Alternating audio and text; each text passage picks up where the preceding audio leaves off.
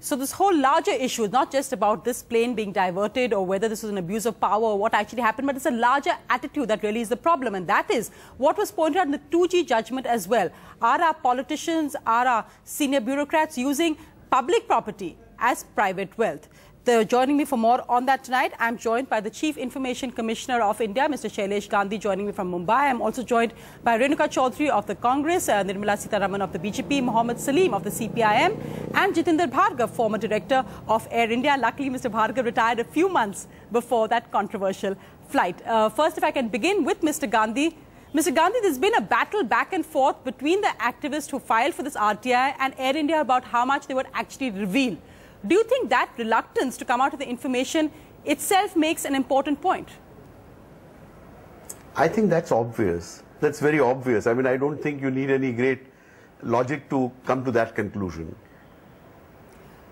We still see that one interesting point is that we still are not really clear on who took the decision, who requested for this plane to be changed. Air India maintains that this was done for commercial or consideration, but there's no clear responsibility or accountability laid at all. I think if the papers and file notings are revealed, I'm sure somewhere it should be there, unless things have been done purely on verbal instructions, which is completely illegal and wrong. In fact, let me bring in Mr. Jitinder Bhargav here, former director of Air India. Mr. Jitinder Bhargav, specifically on Air India, and I think this is an issue that has gone on for decades and probably will continue. Taxpayers' money often being used for a national carrier which is used by ministers or senior bureaucrats who run it as a personal carrier. Do you agree with that view? Well, you see, having worked for 33 years in two large PSUs, Air India and Coal India, it will be wrong on my part and naive on my part to say that we do not receive directions in verbal form from the minister, from the ministry to do various things. So if there was, as Mr. Shailesh Gandhi very rightly said, so if there was a message to Air India officials and they acted on it, something was wrong. If Air India people acted on their wrong, then they must be able to establish that they do so in the case of all passengers, which means Air India is an extremely caring airline, and when you do not have seats in business class, they deploy a larger aircraft. Do you agree? Are you saying that sarcastically? Is Air India an extremely caring airline which will change planes just to accommodate business class passengers? Because I have to say Praful Patel's defense earlier on this has been, this is a commercial decision. It may have been his family, but they did pay full business class fares and the airline may well have benefited because they got more business class passengers on. As somebody who retired, do you think the decision is necessarily a bad one? Are we just targeting it because it's Praful Patel's family? No, Sonia, what we need to understand is whether this was an isolated case or does Air India keep doing it on and off.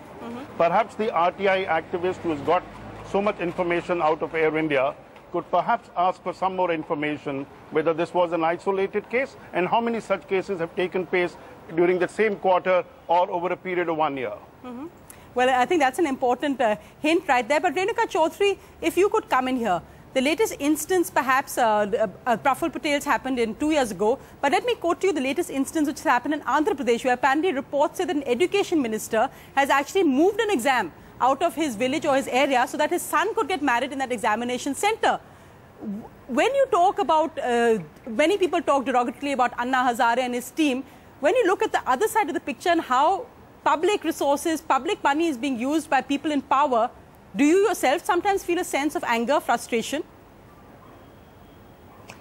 You know, Sonia, before we make sweeping condemnation, it's a case-to-case issue that needs to be addressed.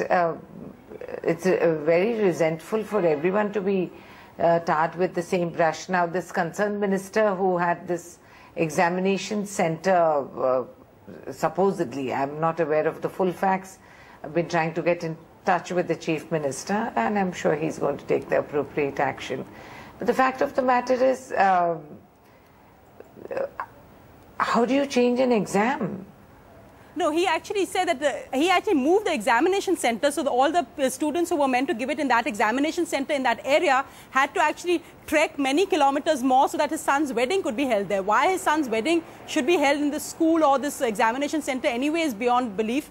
But that's really the point. Would you condemn it? Of course it's condemnable if the facts are true and if We have to understand whether the school that lent it out said we'll make a commercial benefit and so let's give it because at least we're getting money. It's not as if the exam is being affected. The children can write the exam somewhere else. We don't know the facts. So we need to look at that. We have to understand that before we damn public representatives. NDTV's cricket app, Android and iPhone. Fastest scorecard, special analysis, and much more. Download free. ndtv.com/apps.